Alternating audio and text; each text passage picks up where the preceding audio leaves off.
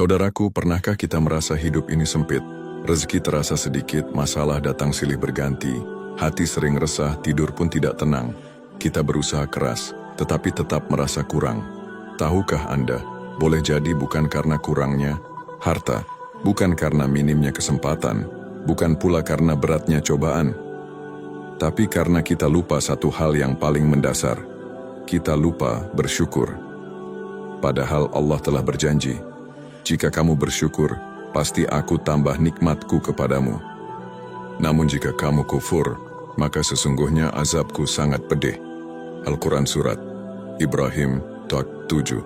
Maka hari ini, mari kita renungkan bagaimana cara agar hati ini selalu penuh syukur, sehingga hidup kita lebih tenang, bahagia, dan berkah bersama Allah Subhanahu wa Ta'ala. Alhamdulillahirabbil alamin. Segala puji hanya milik Allah, Tuhan semesta alam, yang telah memberikan kita nikmat tak terhitung jumlahnya. Nikmat hidup, nikmat sehat, nikmat iman, nikmat Islam, nikmat keluarga, dan ribuan nikmat lain yang sering kali kita lupakan. Shalawat serta salam semoga selalu tercurah kepada junjungan kita, Nabi Muhammad Shallallahu Alaihi Wasallam, teladan agung dalam syukur, sabar, dan keteguhan hati. Saudaraku yang dimuliakan Allah, tema kita hari ini adalah tentang bersyukur. Sebuah tema yang sederhana, tapi sesungguhnya ia adalah pondasi besar dalam kehidupan seorang mukmin. Syukur bukan sekadar ucapan alhamdulillah di lisan, tetapi sebuah sikap hidup, sebuah cara pandang, bahkan sebuah jalan menuju kebahagiaan dunia dan akhirat. Tanpa syukur, manusia akan selalu merasa kekurangan. Tetapi dengan syukur, kekurangan pun terasa cukup, kesedihan pun terasa ringan, dan ujian hidup pun menjadi sumber pahala. Makna bersyukur. Syukur secara bahasa berasal dari kata syakara yang berarti menampakkan nikmat dan mengakui kebaikan. Dalam istilah syariat, bersyukur berarti mengakui nikmat Allah dengan hati, memujinya dengan lisan dan menggunakannya dalam ketaatan kepadanya. Maka syukur itu mencakup 3 hal. Pertama, syukur dengan hati. Menyadari setiap nikmat berasal dari Allah, bukan semata hasil usaha kita. Kedua, syukur dengan lisan, mengucapkan pujian seperti alhamdulillah, menceritakan nikmat Allah tanpa sombong. Ketiga, syukur dengan perbuatan, menggunakan nikmat untuk kebaikan, taat kepada Allah, bukan untuk maksiat. Imam Al-Ghazali berkata, syukur adalah setengah dari iman, sebagaimana sabar adalah setengahnya. Yang lain, artinya iman seorang hamba akan sempurna jika ia memiliki 2 sayap. Sabar ketika diuji dan syukur ketika diberi nikmat. Pentingnya bersyukur dalam kehidupan. Allah Ta'ala menekankan betapa pentingnya syukur dalam banyak ayat. Bahkan Allah menjanjikan balasan luar biasa bagi hambanya yang bersyukur. Allah berfirman, jika kamu bersyukur, niscaya aku akan menambah nikmat kepadamu. Al-Quran Surat Ibrahim 7. Nabi Muhammad Shallallahu Alaihi Wasallam bersabda, lihatlah orang yang lebih rendah darimu, dan jangan melihat orang yang lebih tinggi darimu, karena hal itu lebih pantas agar kamu tidak meremehkan nikmat Allah atasmu. Hadis Bukhari dan Muslim. Artinya, kunci kebahagiaan bukanlah banyaknya harta, tingginya jabatan, atau luasnya rumah. Kunci kebahagiaan adalah hati yang mampu mensyukuri setiap nikmat Allah, sekecil apapun itu. Mengapa banyak orang sulit bersyukur? Saudaraku, mari kita renungkan. Mengapa banyak manusia sulit untuk bersyukur? Padahal nikmat Allah begitu banyak, bahkan lebih banyak daripada ujian yang kita terima. Ada beberapa sebab. Pertama, fokus pada yang hilang, bukan yang ada. Kita sering menatap apa yang belum dimiliki, sementara melupakan apa yang sudah ada di tangan. Misalnya, seseorang punya rumah sederhana, tetapi merasa tidak bahagia karena ingin rumah mewah. Padahal banyak orang lain yang bahkan tidak punya tempat tinggal. Kedua, membandingkan diri dengan orang lain. Inilah penyakit hati yang paling sering menggerogoti rasa syukur. Kita selalu melihat orang yang lebih kaya, lebih sukses, lebih populer, lalu merasa diri kita tidak punya apa-apa. Padahal, andai kita menoleh sebentar kepada mereka yang hidup lebih susah, kita akan malu karena ternyata Allah sudah memberi kita banyak. Ketiga, lalai dan lupa. Kesibukan dunia membuat manusia sering lupa menyebut nama Allah. Kita menikmati nikmat, tapi jarang mengingat pemberi nikmat.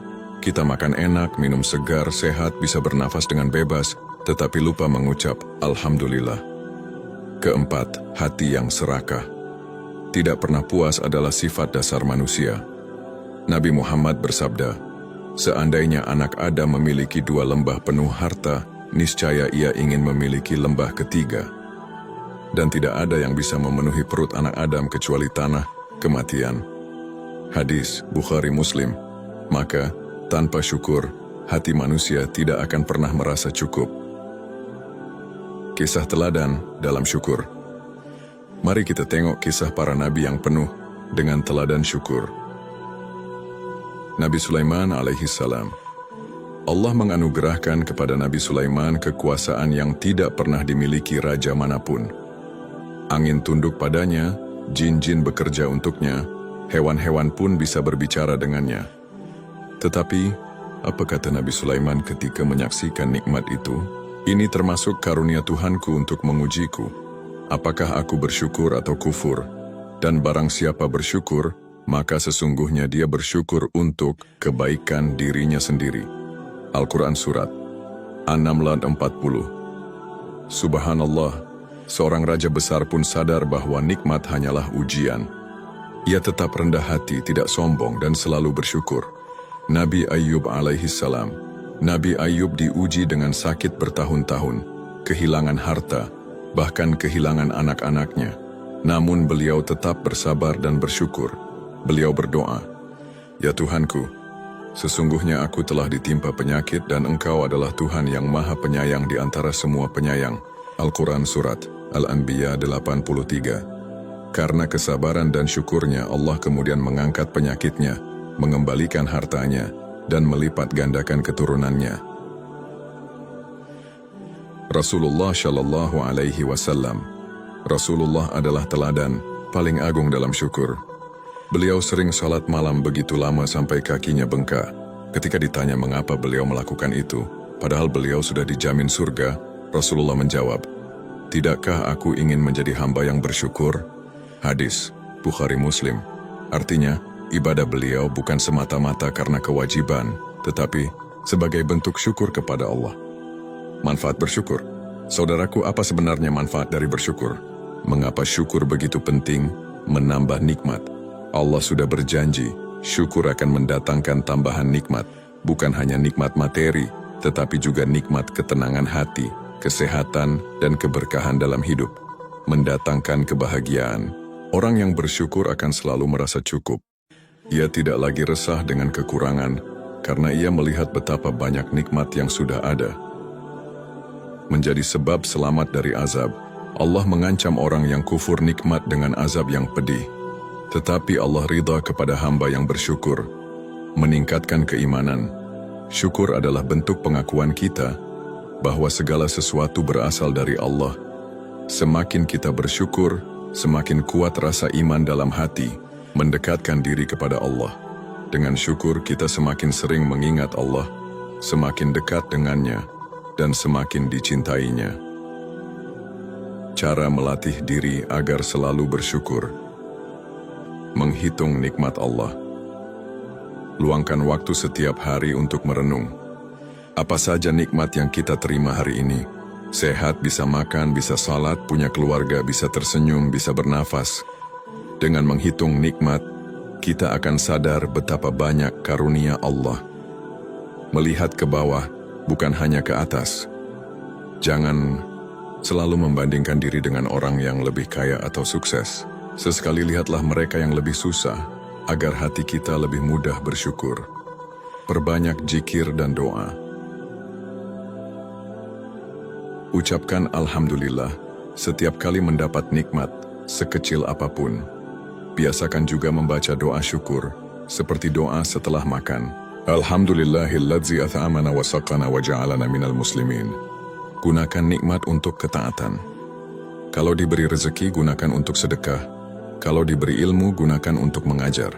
Kalau diberi waktu luang, gunakan untuk ibadah. Bersabar dalam ujian. Ingatlah bahwa ujian pun bisa menjadi nikmat karena ia menghapus dosa dan mengangkat derajat. Dengan bersabar, kita akan lebih mudah bersyukur.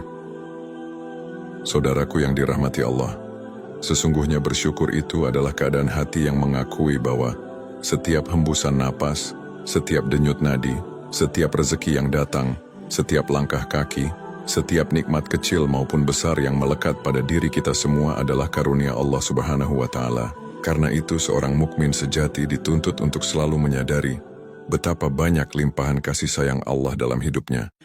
Ia tidak pernah merasa bahwa semua pencapaian berasal dari kekuatan dirinya sendiri. Ia sadar penuh bahwa setiap keberhasilan hanyalah titipan dari Allah yang harus dijaga dengan cara digunakan di jalan kebaikan. Allah berfirman dalam surat Ibrahim ayat 7, "Jika kalian bersyukur, niscaya aku tambah nikmatku kepada kalian. Tetapi jika kalian kufur, maka sesungguhnya azabku sangat pedih." Janji ini adalah janji yang pasti benar. Siapapun di antara kita yang ingin nikmatnya bertambah, baik berupa harta, kesehatan, ketenangan, atau keberkahan waktu, maka ia wajib melatih dirinya agar hati, lisan, dan perbuatannya selalu berisi rasa syukur. Syukur itu bukan hanya ucapan Alhamdulillah di lisan, tetapi juga pengakuan di hati dan tindakan nyata dengan menggunakan nikmat untuk taat kepada Allah. Para ulama menjelaskan bahwa syukur memiliki 3 pilar: hati yang mengakui, lisan yang memuji, dan perbuatan yang mengamalkan. Jika salah satu hilang, maka syukur itu belum sempurna. Karena itu kita perlu membiasakan diri mengucapkan Alhamdulillah di setiap kesempatan. Setelah makan, setelah minum, setelah bangun tidur, setelah selamat dari bahaya, bahkan dalam kesulitan sekalipun, agar hati kita semakin dekat dengan Allah. Bersyukur dalam keadaan lapang itu mudah. Sementara bersyukur dalam keadaan sempit adalah tanda kedewasaan iman.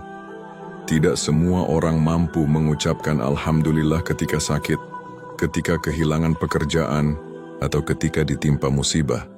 Padahal justru disitulah ujian terbesar syukur berada.